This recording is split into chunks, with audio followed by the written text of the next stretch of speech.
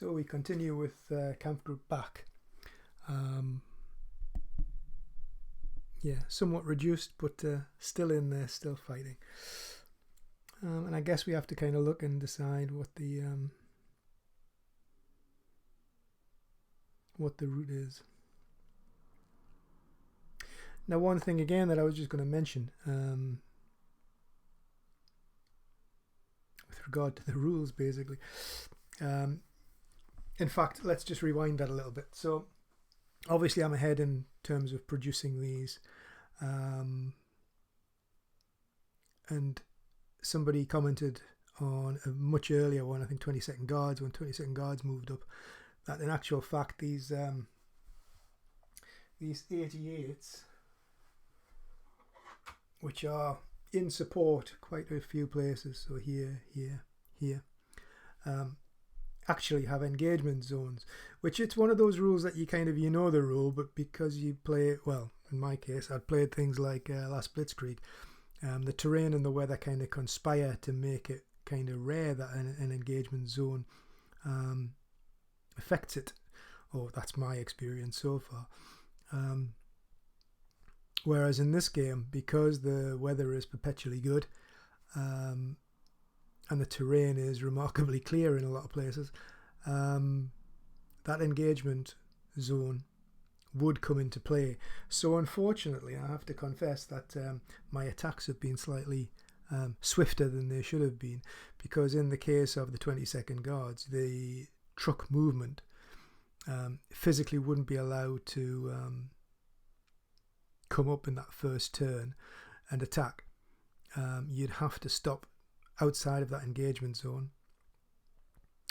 then probably deploy to leg and attack, and that would change things.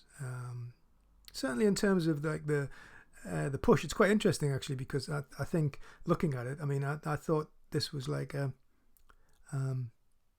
reasonable expression of what I'd thought it would be. And I'm kind of rewinding now and thinking, well, actually, a lot of the British infantry would actually struggle to get into combat on its first activation, and would need a second activation to get into play. I don't know. It seems to, well, it's obviously quite a break on the actual assault. But anyway, without replaying the whole thing, I don't know is the simple answer. It just goes to show, as I've already reiterated, you're trying your best to do these things correctly. Little things just crop in, and little things in these games are huge. The difference they make. Although, again, going through some of the points that we have caught, some of the die rolls and things, when it's only by one, it doesn't necessarily make a difference.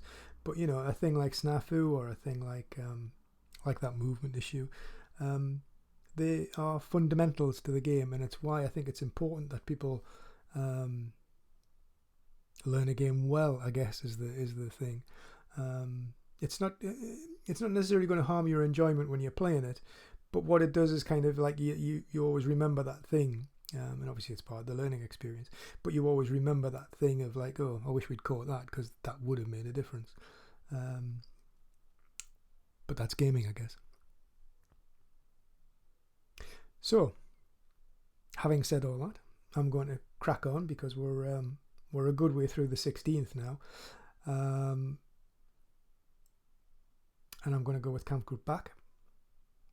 Now again, in a lot of the games, I was looking at the situation with Bach and thinking, well, actually they don't have an MSR, because the road goes off through here, and obviously we've got a zone of control here which would block it over to its trains. But in actual fact, the path between the HQ and the combat trains doesn't actually have to be on road or track. Now, I'm just, even as I say that, having just read it not more than 5 minutes ago, I'm just going to reread that again. But I'm pretty sure that's the case. Yeah. You're not constrained to road or track X's in this game. But that is the section between the HQ and its combat trains. So in other words, from the combat train to the supply route is constrained. So that's good news for Bach anyway, basically. So let's just roll. That was the other thing that I was then going to say, because I noticed a comment on Concern World last night from Dean, and it was I read it as almost a little throwaway, because the way he actually says it is that something along the lines of a little comment.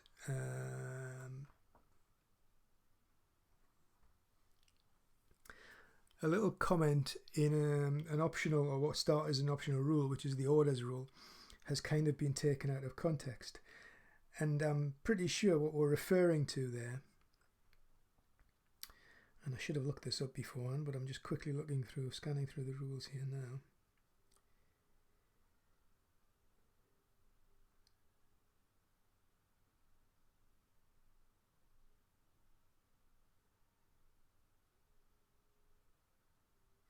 Yeah, so third last paragraph of orders rule 1.13.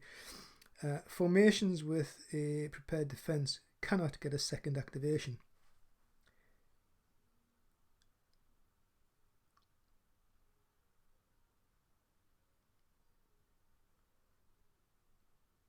And yet, and obviously that's how I've been playing it, and yet I think his implication is in his recent comment there is that isn't true, which is an interesting one. So we need to see how that kind of gets resolved. It did occur to me when we were playing this game, because you've got these axis formations in prepared defense, and in other games that I've played, it is robbing you of quite a turn. And obviously, even though you're in prepared defense, something like last Blitzkrieg, you've got HQs with extensive artillery on both sides. Obviously, mostly you're talking the Americans, and there's an ability to barrage, especially with again the extra rule about American artillery's superiority. You can whittle down attackers even though you're just kind of defending.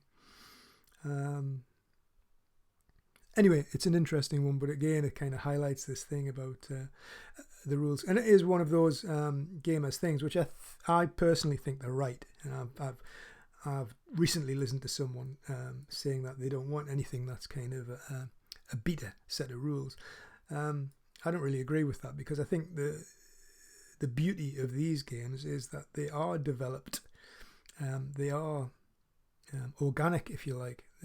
People bring ideas, bring fresh thoughts to how best to simulate something, and okay, it's pushed by one person's vision, but I think it has to be fair, and you end up with something that gets better rather than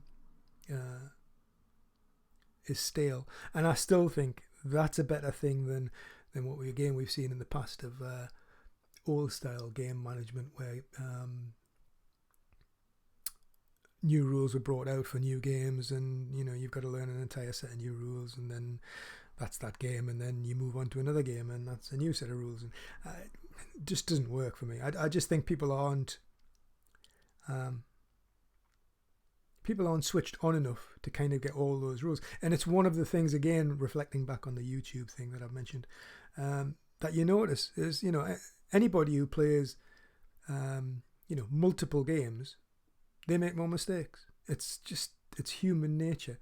I don't think you can, the level of complexity in a lot of these games, I don't believe the majority of people certainly can retain the subtleties of every single rule system in their head at the same time. Whereas if you choose to maybe develop, and here I am saying this, I have chosen, since I came back into the hobby, to kind of stay with 2 or 3 rules, and don't get me wrong, every now and again I'm sitting and I'm thinking, I want to play Central Front, because I thought Central Front was an absolutely fabulous game system. I want to dig out Next War, or Campaign for North Africa, even have another little dig, and just see how it looks today compared to back in 1970, whatever it was.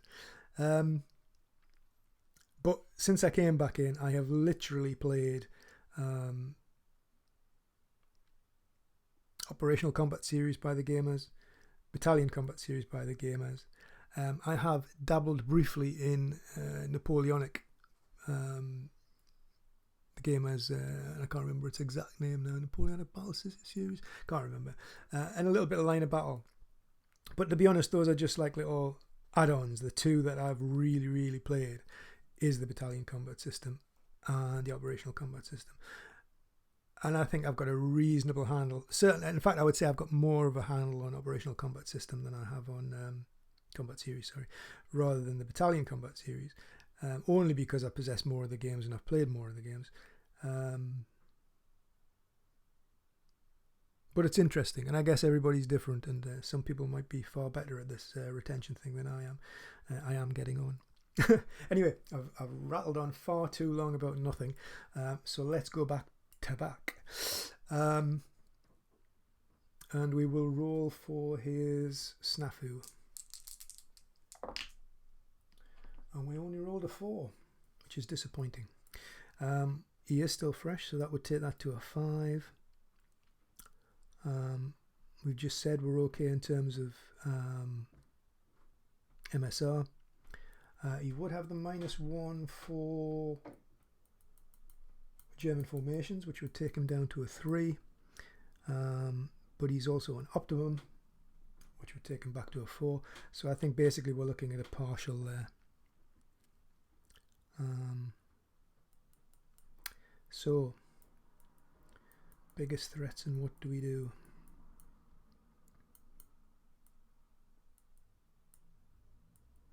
Well, I think what we'll do is we'll place an objective marker. It's not a double, obviously, it is just a single because it's a partial. We'll place that in there. We could also just quickly spin that just so that he's activated. And what I think we'll do is we will engage the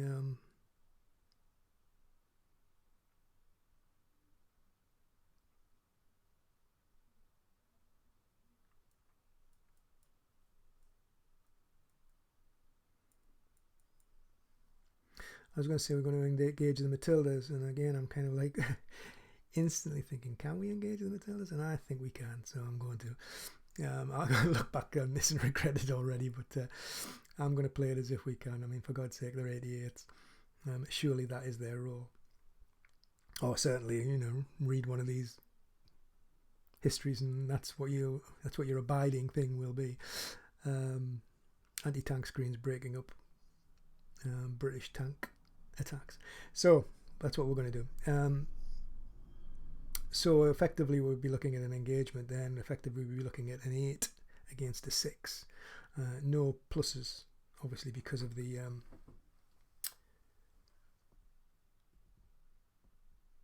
no pluses because of the double tap.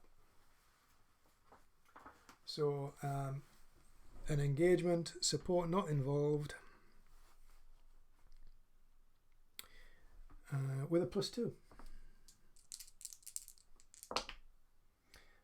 Rolled a 3, takes us to a 5. Fire or loss in traffic. Now that's an interesting one because again they are firing from distance, but they are technically where the first of the 104 is. So what happens there? Do we actually lose?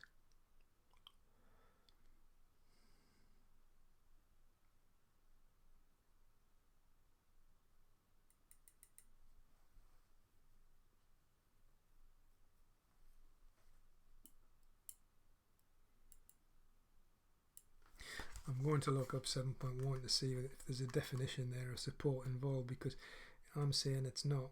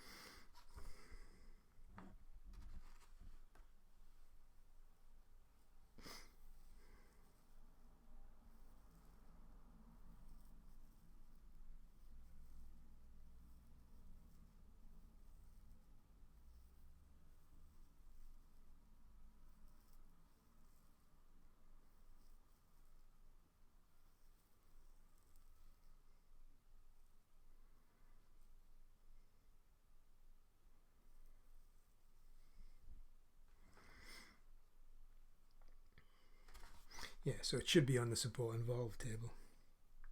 So 5 is actually a no result, which makes more sense in a way. But we have 2 steps, so let's go again with that. And that time we got a 8, but we also got the +2 differential, which means that would actually be a target loss. And if I'm right, yep, that's sadly that Matilda unit taking the hit. So I guess that kind of worked. So let's roll for fatigue, because that was back first activation. Right, now we rolled a 2, so unfortunately that is fatigue. So sorry, I was thinking ahead of myself there.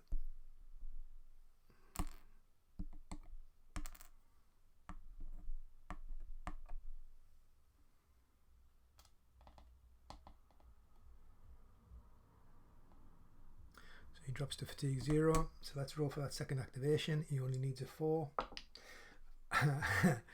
And I come back to the point again. So, should he have a second activation or should he not? So far I've been playing it as if prepared defense only has a single activation. And I think because I've already set the standard in this game, I'm going to continue with it. Although I have a sneaking suspicion that rule is about to change. But yeah, no, I'm going to, I'll stop that there.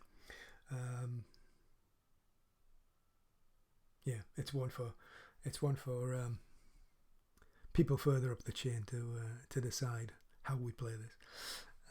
As I said, it does seem odd to me that you are depriving a formation of its second activation just because it's in prepared defense. Maybe people think that the advantages of prepared defense cover that. But equally, certainly with the advent of this game and the controversy that's been kicked off about standoff support, the ability to batter units from afar, yeah, I think it's one to be reviewed. Okay, that's the end of the Access activation.